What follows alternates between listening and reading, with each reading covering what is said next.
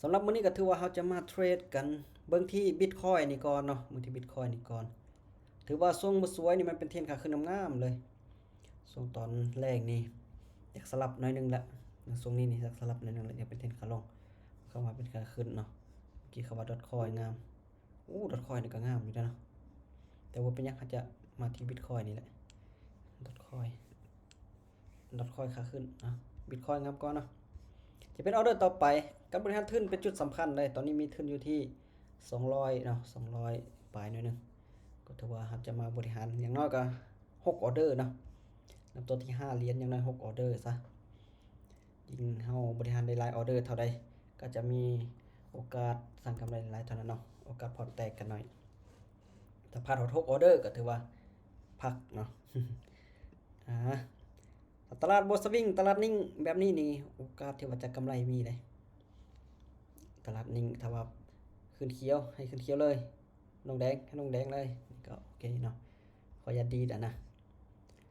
ออเดอร์นี้เนาะออเดอร์นี้ก็ถือว่าเริ่มต้นที่5เหรียญทุกคนก็ยอมรับความเสี่ยงได้เท่านั้นเนาะที่ว่าจะวิเคราะห์ตามวิลเลียมแฟกโทซีเทิง MACD ตัดลงแดงเนาะเพราะฉะนั้นออเดอร์นี้จะขาย1ออเดอร์ทุกคนก็เบิ่งเป็นบทเรียนก่อนก็ได้เนาะขาย1ออเดอร์ก่อนตามแนวโน้มถ้าว่ามันลงขาลงได้นี่ก็ถือว่าโอกาสที่จะปิดแดงสูงโอ้เกิดการกลับตัวหน่อยนึงนะเกิดการกลับตัวหน่อยนึงจังหวะแดงเขียวจังหวะนี้นะเสี่ยงอยู่เลยเนาะถ้าว่าเขียวน้อยนี่มีโอกาสเสมอถ้าว่าแดงน้อยโอกาสวินสูงขออย่างเดียวอย่าขึ้นจังหวะ2เนาะถ้าว่าขึ้นจังหวะ2นี่มีโอกาสปิดนี่ลงมาแล้วขอจะอย่าดีจังหวะ2เลยถ้าดีจังหวะ2นี่ปิดขายโอเคลงมาปิดที่ว่าจุดเส้นราคาเก่าจนได้เนาะถ้าวินก็จะไปที่5เหรียญตั้งเป้ากำไรก็บ่หลายเนาะประมาณ30ขึ้นไปขึ้นไปตามเวลา30นาทีโอเคละยังกลับตัวขึ้นไปอีกหน่อยนึงได้นี่วิลเลียมแฟกโทซีทางลุ่มเนาะMACD สีขาว MACD สีขาวแล้วก็เกิดแท่งเกินกินซื้อ1ออเดอร์ถ้าว่าบ่เป็นแท่งสลับนี่ก็โอกาสที่ว่าแท่งเกินกินก็มีอยู่โอ้ยเป็นแท่งสลับซะเนาะสงสัยเบสสลับสำหรับตรงนี้จากวิลเลียมแฟกโทซีทางลุ่มเนาะเกิดแท่งเกินกินแห่งซื้อหลายกว่าแห่งขายก็เลยตามซื้อขึ้นไปเอาได้นี่นะถ้าว่าตลาดนิ่งๆแบบนี้อันตรายละถ้าว่าไปผิดทางนี่อันตรายละไปถึกทางนี่คือดีจังหวะนึงไหมดีจังหวะนึงลงมาจนได้เนาะป๊าดแท่งสลับเด้อาจารย์คิดให้การนี้มันบทสวิงนะได้อยู่เนาะ BTC ได้อยู่มันบ่สวิงเนื่องจากว่ามันปิดแดงก็ปิดแดงปิดเขียวก็ปิดเขียวเนาะมาเอาเรื่องนี้เจคูณเงินขึ้นไป10เหรียญโอ้แห่งขายเทหุ่นแห้งเนาะตาม MACD เลยเอาเรื่องนี้เนาะขาย1ออเดอร์ตาม MACD ก่อนป๊าดก็ลงยาวเกินเนาะลงยาวเกินหวังว่ามันจะทะลุมันมาเติมจากแห่งขายในคนเข้ามาหุ่นแห้งโอ้วิลเลียมโทซี่เทิงละ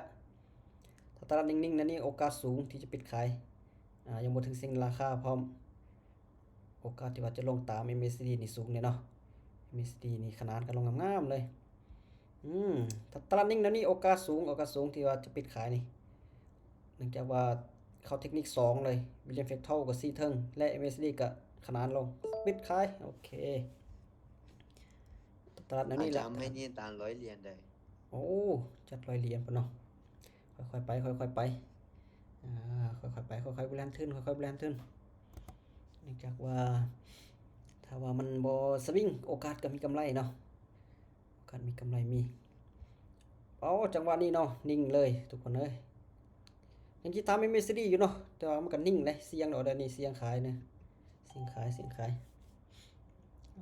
มันก็นิ่งอยู่เลยดีแท้ก็ผ่านไปก่อนก็ดีเนาะแต่บ่เป็นหยังครับตามยังอยู่ในเทคนิคอยู่บ่ถามจังยังขายลงอยู่นิ่งเลยเนาะเป็นโดจิน้อยๆแต่นิ่งเลยดีดลงมาหน่อยนึงคือนิ่งเขียวแท้วันนี้บังโอ้ยใจยังขนานในเมซิลียังขนานอยู่เนาะ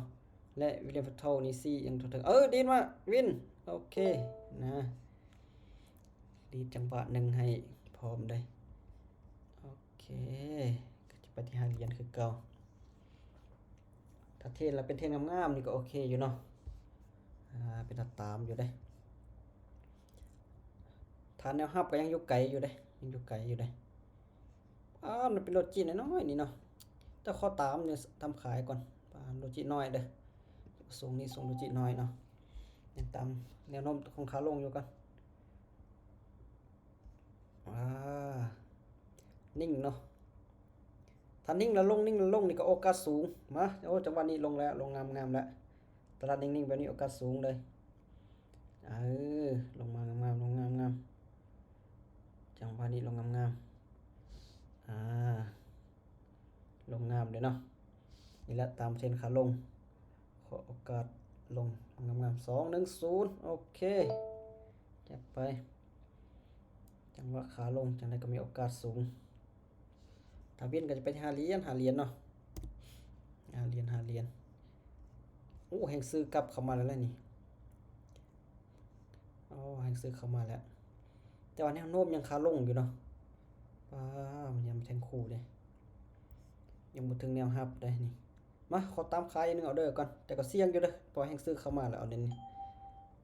อยากขึ้นสูงเลยแห่งซื้อมันเข้าทรงท้ายเถอะเนาะเนื่องจากว่าช่วงที่ว่าเฮาออกออเดอร์มันยังอยู่เพียงกันอยู่ถ้าเพียงกันอยู่โอกาสแทงสลับนี่สูงเกิดแทงเกินกินถ้าว่าคือจังหวะนี้ก็โอกาสลงสูงเนาะจังหวะนี้เกินกินไปหน่อยนึงแล้วก็ลงมาต่อลงมาได้แต่วิลเลียมโทซี่ทั้งลุ่มแล้วได้นี่ลงกันเสมอเนาะหน่อยเดียวดีดลงมาน้อยเดียวนะก็บ่เห็นเนาะดีดลงมาน้อยเดียวก็บ่เห็นถ้ามาดีดมาแดงน้อยๆก็โอกาสงามอยู่แล้วเนาะโอกาสงามอยู่ได้ทุกฝ่ายแห่งขายนี่ยังพักดันอยู่เนาะเพียงกันอยู่มายังจะไป5เหรียญคือเก่าแห่งขายนี่พักดันอยู่เลยมาเขาตามขายแนวโน้มขาลงเนาะจังหวะนี้นะจังไดก็ตามถ้าว่า MACD ยังบ่ตัดขึ้นไปนี่ก็ยังสิขายอยู่มันจะ MACD ยังขนานกันลงอยู่เนาะขนานกันเบิ่งแนวโน้มของตลาดก็ยังเป็นขาลงอยู่สั่นตามขายก่อนจังหวะนี้นะลดโซนน้อยนึงแล้วได้นี่เนาะลดโซนกับราคาต่ำสุดละว่าจะนิ่งแดงสุดท้ายเนาะถ้านิ่งแดงถึงปีสุดท้ายนี่ก็โอกาสวินสูงนะลงมาแล้วโอกาสวินสูงจังหวะนี้โอกาสวินสูงลงมา210โอเคจัดไปงามๆตามจังหวะเลยเนาะตามจังหวะขาลงเลยถ้าขาลงนี่ก็จัดไปนิ่งเนาะนิ่งโดจิอีกละถ้าปิดเขียวเนี่ยก็ยังจะขายลงตืมแล้วนี่ถ้ายังปิดเขียวนี่มาตามอีก1ออเดอร์ก่อนปิดเขียวตามอีกขายอีก1ออเดอร์กันจังหวะนี้นะถ้าลงแดงน้อยๆนี่ก็มีโอกาสวินสูงอยู่ถ้าปิดแดงขอแต่แดงนะเนาะแต่น้อยๆถ้าเขียวน้อยๆมันเสมอถ้าแดงน้อยๆก็วินนะถ้าเราตามถึกทางนี่ลงมางามนิ่งถึงวิสุดท้ายเลยแล้วเนาะเอาไว้ให้ซื้ออย่าเฝ้าเข้ามาได้อย่าเฝ้าเข้ามาได้จังหวะ2อีกเนาะดีตรงอีกหน่อยนึงละ210โอเคจัดไปงามเนาะจักออเดอร์เดี๋ยวนี้วินหลายออเดอร์แล้วเนาะวิน1 2 3 4 5ออเดอร์ติดแล้วเนาะวิน5ออเดอร์ติดละก็ถือว่าวิน5ออเดอร์ติดแต่ว่าเฮาไปแบบน้อยๆเนาะยังลงมาอีกเนาะขาย1ออเดอร์ก่อนเขียวแดงอยู่กด2 บาทขึ้นซ้ำไปลงกด2 บาทเนาะกินิซ่าขึ้นไปซ้ำแล้วก็นะไม่คิดว่ามันปิดเขียวนี่เอาการลงต่อเนาะลงแดงเสยกลับตัวแล้วเอาเดี๋ยวนี้กลับตัวแล้วก็ถือว่ากลับตัวเนาะพลาดไปเอาเดี๋ยวนี้พลาดไป ลาดไปแล้วก็ถือว่าวินมา5ออเดอร์พลาด1ออเดอร์เนาะพลาด1ออเดอร์ก็ถือว่าโอเคอยู่กับตัวยังลงมาต่ออีกสิตัดขึ้นบ่ตัดเนาะถ้าเมซิตัดนี่โอกาสกลับตัวเป็นเทรนขาขึ้นตัดขึ้นบ่ขอซื้อ1ออเดอร์เนาะถ้าบ่ตัดก็ซื้อเป็น1ออเดอร์โอ้จริงๆลงมาต่ออีกมีเรื่องของเท่าซีแล้วโอ้จะลงมาเก็บปลายไส้ซ้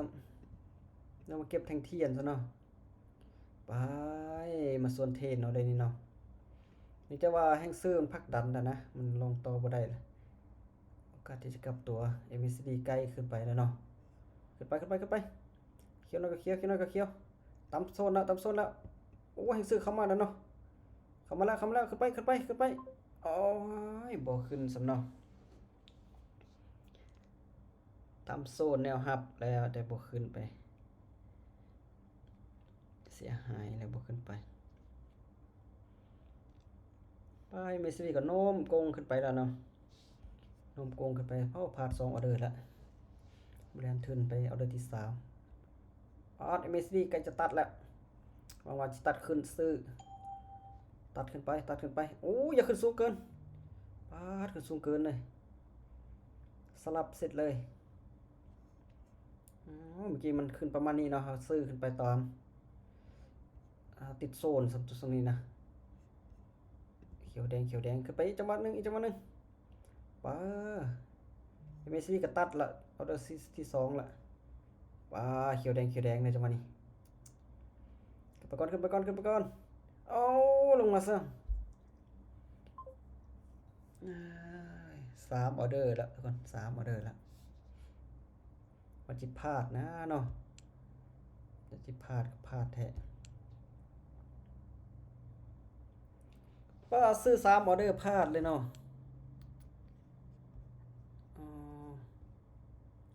เนี่ยตอนขายกับบลงซะเนาะว่าจะเสี่ยงซื้ออีก1ออเดอร์ก่อนนะอันนี้เนี่ย MAC ตัดแล้วนะว่าจะลงทุกออเดอร์ซื้อทุกออเดอร์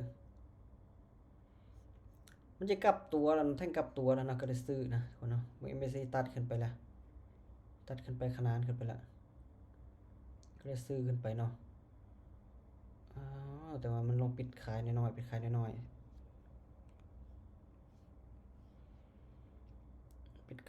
ๆเซ้ยขึ้นไปก่อนออเดอร์ที่3ละออเดอร์ที่3ที่4โอเคจัดไปมันจะกลับมาได้ปิดเขียวให้น้อยๆนึงเนาะอันนี้แหละข้อดีของการบริหารทุนเนาะพัด3-4ออเดอร์ก็กลับมามีกำไรอยู่กำไรเราก็กลับมาที่5เหรียญคือเก่าเนาะกลับมาที่5เหรียญคือเก่าจังหวะนี้เนาะที่5เหรียญคือเก่า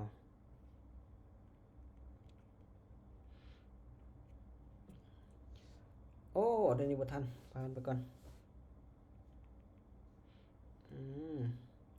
ไปเดือนละ ออกไปแล้วบ่ออกไปแล้วขายไปแล้วเนาะกัดสูงแล้วเดี๋ยวนี้นะกลับตัวลงมาเราจะปิดขายงามๆเลยเนาะอยากจะปิดขายงามๆอยู่อะไรนี่มาจัดไปเลยเนาะท่านเบิ่งซ้ำนะกลับมาที่5เหรียญคือเก่า5เหรียญคือเก่าจังหวะนี้วิน6ออเดอร์ติดอาจารย์วิน6ออเดอร์ติดพุ่นถอนเนาะถอนจะสำคัญตัวนี้แหละ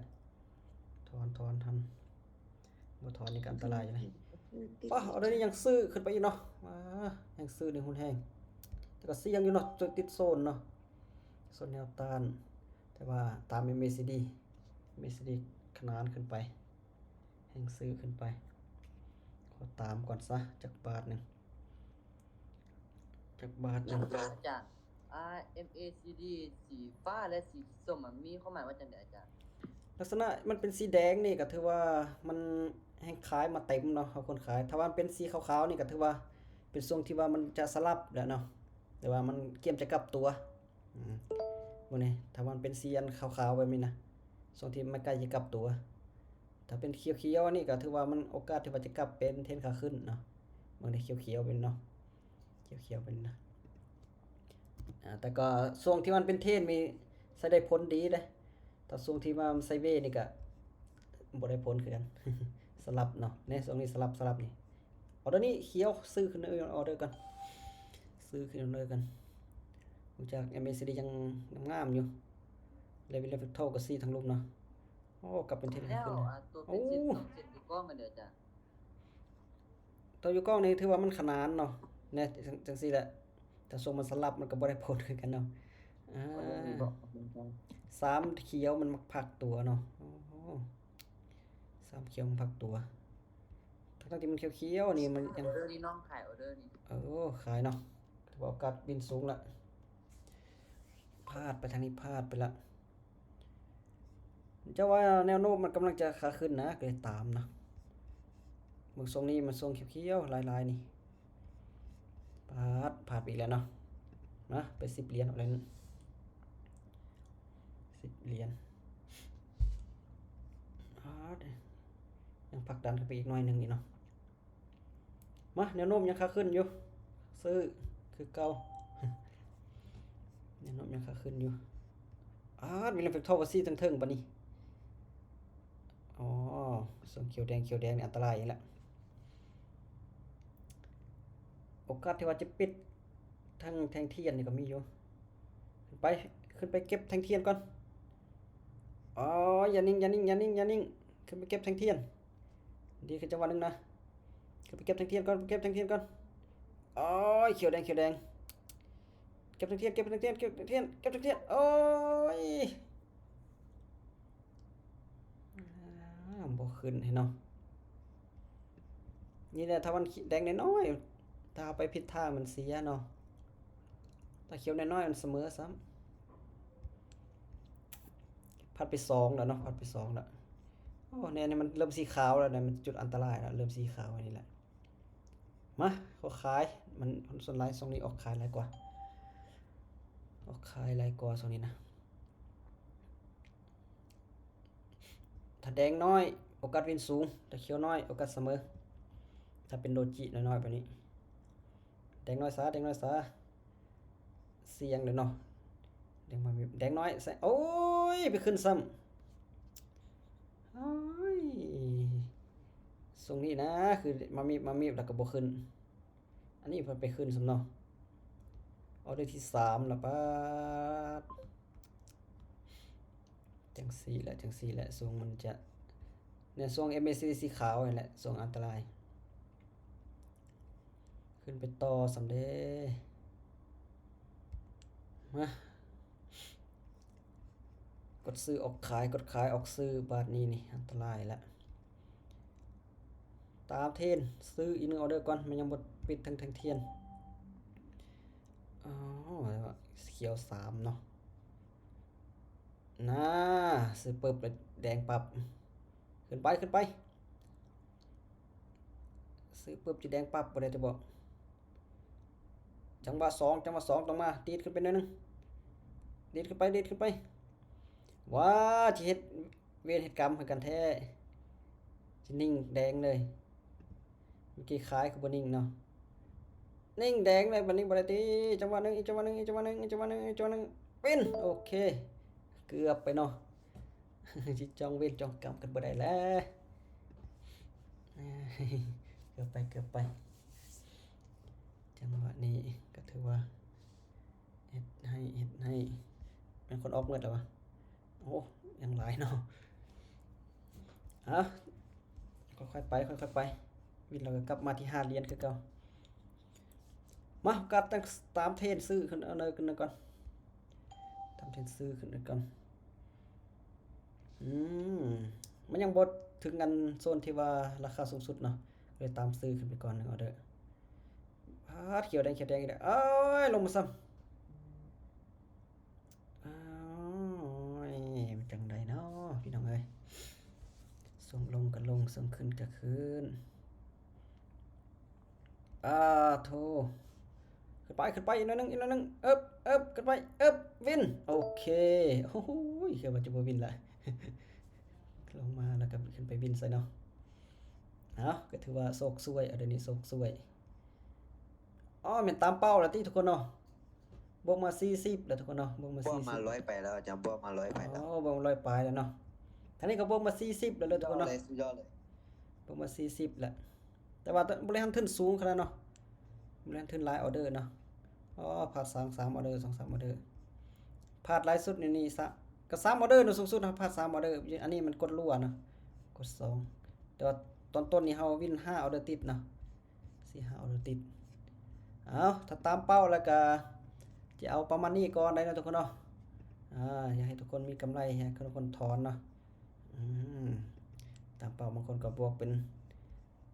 100แล้วเนาะมันก็บวกเป็น100แล้วก็ถอนทุกคนเนาะวันนี้ก็ถือว่าเฮาตามเป้าแล้วเฮาก็จะเอาประมาณนี้ก่อนแล้วพบกันใหม่มื้ออื่น